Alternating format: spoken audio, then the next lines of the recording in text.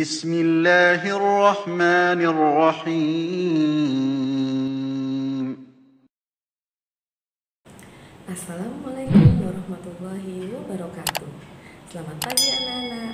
Bagaimana kabar kalian beserta keluarga di rumah hari ini? Semoga kalian beserta keluarga selalu dalam keadaan yang sehat, baik, serta dalam lindungan Allah Subhanahu wa Ta'ala. Anak-anak, hari ini kita akan melanjutkan materi pelajaran matematika kita tentang pembulatan hasil pengukuran panjang dan berat.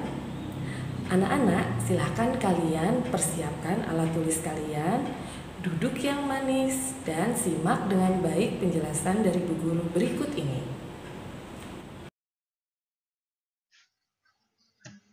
Pembulatan hasil pengukuran panjang dan berat. Kompetensi dasar yang harus anak-anak kuasai meliputi menjelaskan, melakukan, dan menyelesaikan masalah pembulatan hasil pengukuran panjang dan berat ke satuan terdekat. Pertama, pembulatan hasil pengukuran panjang.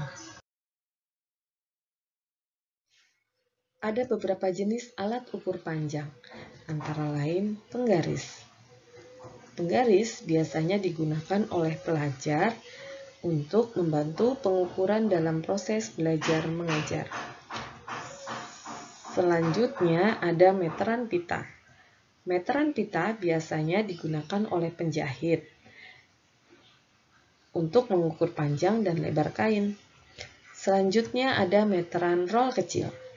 Meteran roll kecil ini digunakan untuk mengukur bangun atau benda yang panjangnya kurang dari 10 meter. Selanjutnya ada meteran roll besar. Meteran roll besar digunakan untuk mengukur panjang dan lebar tanah. Hubungan antar satuan panjang. Anak-anak, kalian bisa melakukan konversi atau mengubah satuan dari panjang suatu benda. Perhatikan satuan panjang baku berikut ini. Kalian bisa melakukan konversi dengan cara jika satuan bakunya itu turun satu tangga, artinya kita mengalikannya dengan 10.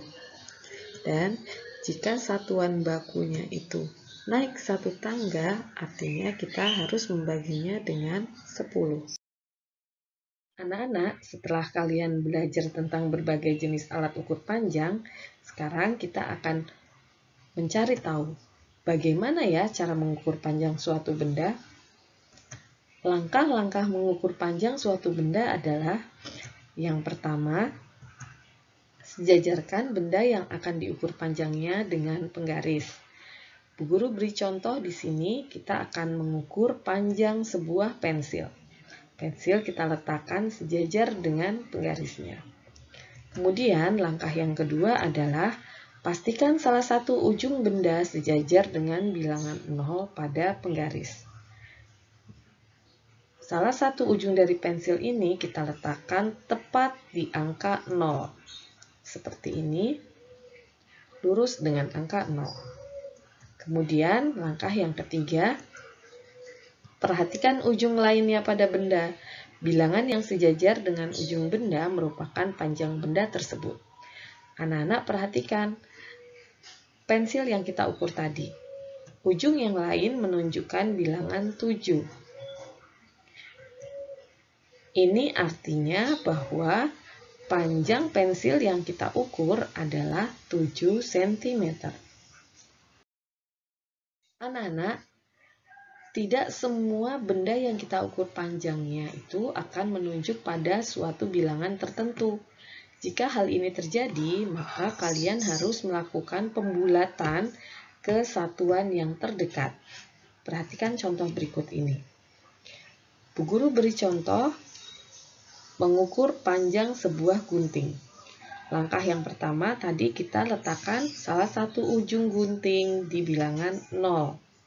Kemudian kita perhatikan ujung gunting yang lainnya. Ternyata ujung gunting yang lain menunjukkan angka 9,4 cm.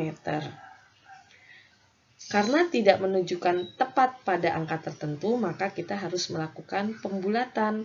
Bagaimana cara melakukan pembulatannya? Anak-anak perhatikan bahwa ujung gunting itu berada di antara bilangan 9 dan bilangan 10. Akan tetapi, letaknya lebih mendekati angka 9 dibandingkan dengan angka 10. Jadi, bisa kita simpulkan bahwa panjang gunting yang sesungguhnya adalah 9,4 cm dan kita bulatkan menjadi 9 cm karena ujung gunting lebih dekat ke bilangan 9 daripada ke bilangan 10. Contoh yang lain, kita akan mengukur panjang sebuah pena. Kita letakkan salah satu ujung pena tepat di bilangan 0, kemudian kita perhatikan ujung pena yang lain. Ternyata ujung pena yang lain menunjukkan bilangan 9,8 cm. Karena tidak tepat menunjuk angka tertentu, maka kita harus melakukan pembulatan. Cara melakukan pembulatannya adalah kita perhatikan bilangan yang ditunjuk oleh ujung pena.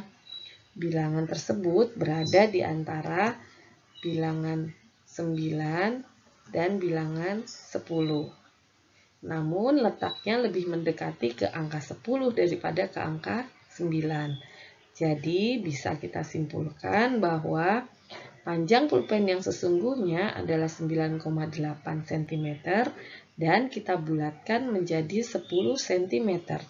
Karena ujung gunting lebih dekat ke bilangan 10 daripada ke bilangan 9.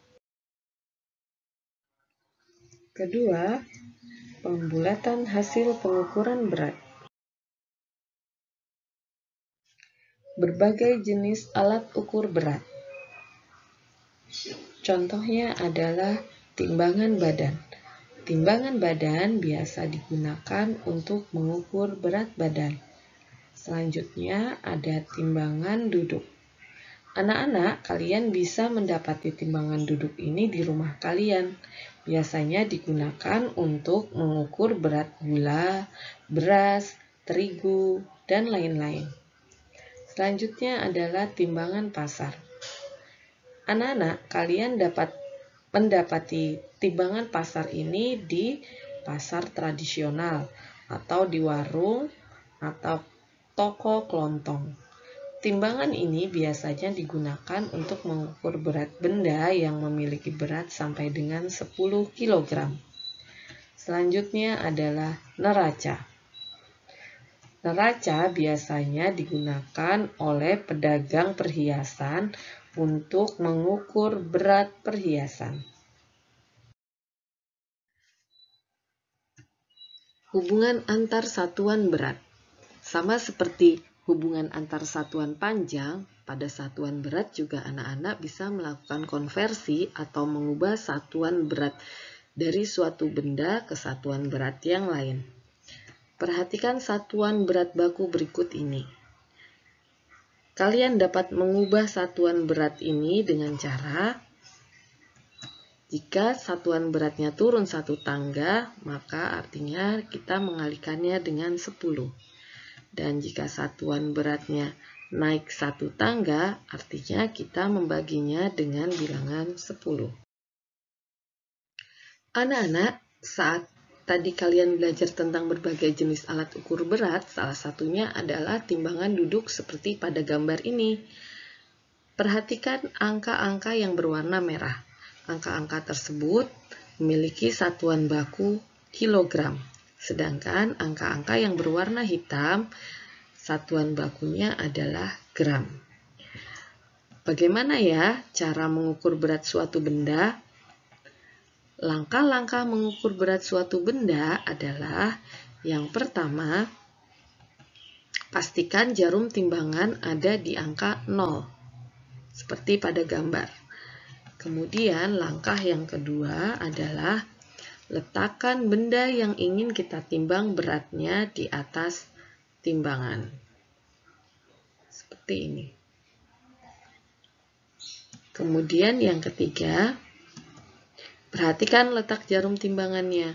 bilangan yang sejajar dengan jarum timbangan merupakan berat benda tersebut.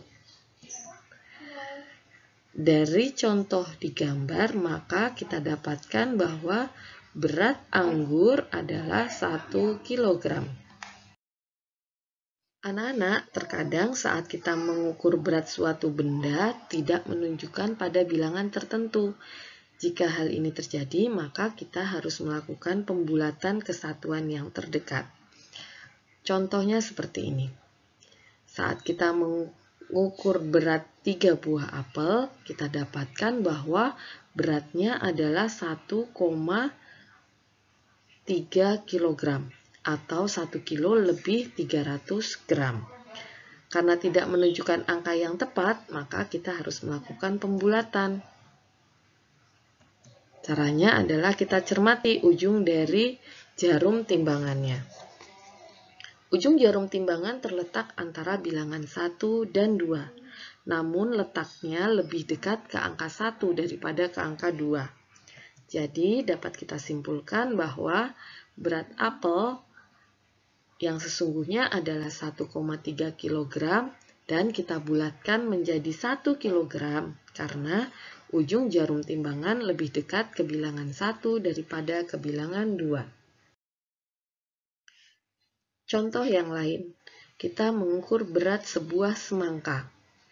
Dari hasil timbangan kita peroleh bahwa berat semangka ini adalah 2,8 kg atau 2 kilo lebih 800 gram. Karena tidak menunjukkan angka yang tepat, maka kita lakukan pembulatan. Caranya adalah kita perhatikan ujung dari jarum jam. Ujung dari jarum jam terletak antara bilangan 2 dan 3. Namun letaknya lebih mendekati ke angka 3 daripada ke angka 2. Jadi kita bulatkan menjadi 3.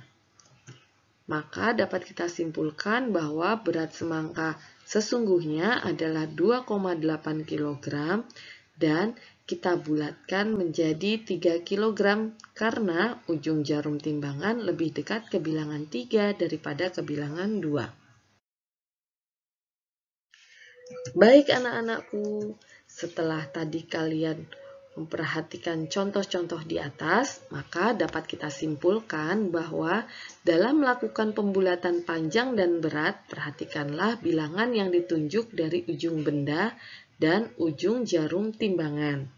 Jika angka di belakang koma adalah angka 5, 6, 7, 8, atau 9, maka kita bulatkan ke atas. Dan jika angka di belakang koma adalah angka 1, 2, 3, atau 4, maka kita akan membulatkannya ke bawah. Demikianlah tadi penjelasan dari Bu Guru. Anak-anak, agar kalian lebih memahami, kalian bisa melakukan latihan mandiri di buku paket kalian.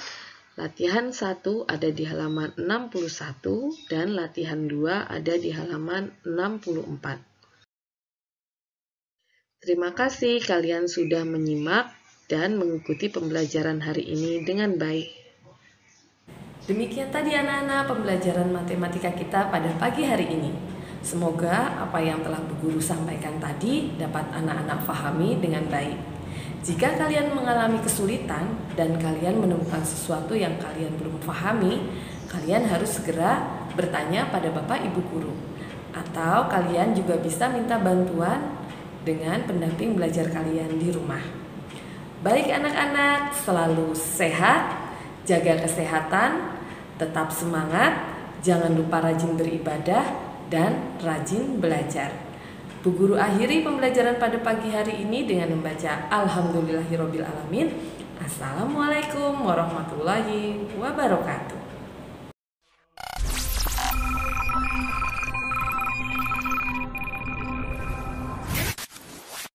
Tepatnya bulan apa? Ya ada yang menyebutkan bulan haram, ada yang menyebutkan bulan puasa. Nah ini pun menjadi perdebatan. Ada yang menyebutkan juga bulan Rabiul Awal. Jadi ada 3